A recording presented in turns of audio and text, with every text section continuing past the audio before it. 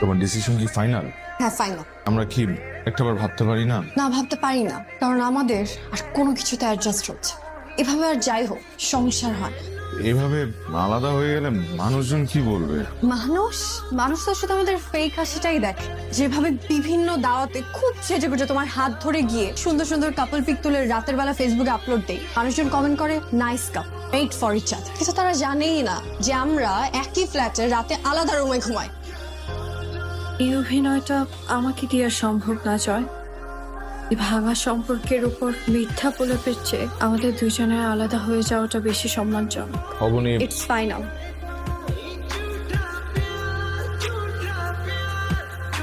জয় অবনীর ডিভোর্স। তো 2 বছরের মধ্যে ওদের সাথে ইমিডিয়েটলি বসতে হবে, ডিভোর্স হতে দেওয়া যাবে না। পসিবল? Very much possible. কি উল্টাপাল্টা কথা বলতেছিস? উল্টাপাল্টা কথা না মামা, সম্পর্ক বিষাক্ত হবার আগে এটাই বেস্ট ডিসিশন। ওদের একজনের বিরুদ্ধে আরেকজনের কমপ্লেইনটা কি শুনি।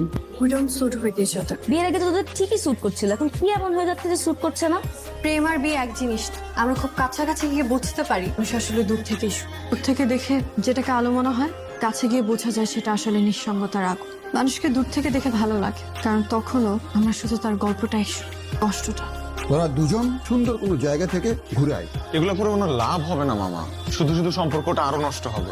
আমি চাই অন্তত আমাদের মাঝখানে একটা বন্ধুত্বপূর্ণ সম্পর্ক থাকুক। এরপরে যারা বন্ধুত্বপূর্ণ সম্পর্ক রক্ষা করতে পারেনি, ডিভোর্সের পরে বন্ধুত্বপূর্ণ সম্পর্ক রক্ষা করবে। ফালতু কথা বলার জায়গা পাস না। আমার কাছে মনে হয় এটাই রাইট ডিসিশন। না, আমাদের ডিভোর্সে তোমাদের সমস্যা কি? সেটাই তো, তোমাদের কি প্রবলেম রে ভাই?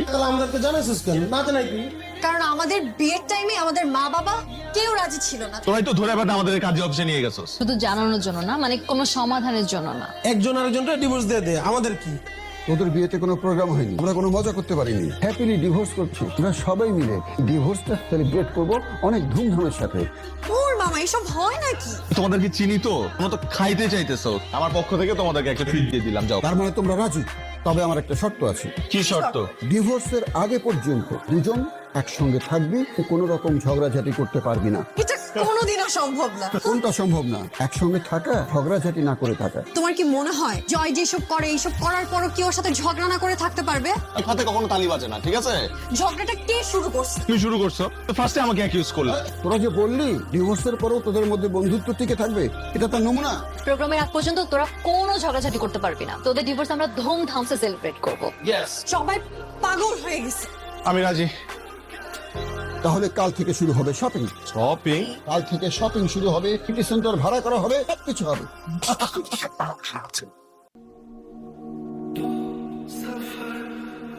কল খোলা রাখছিস কেন?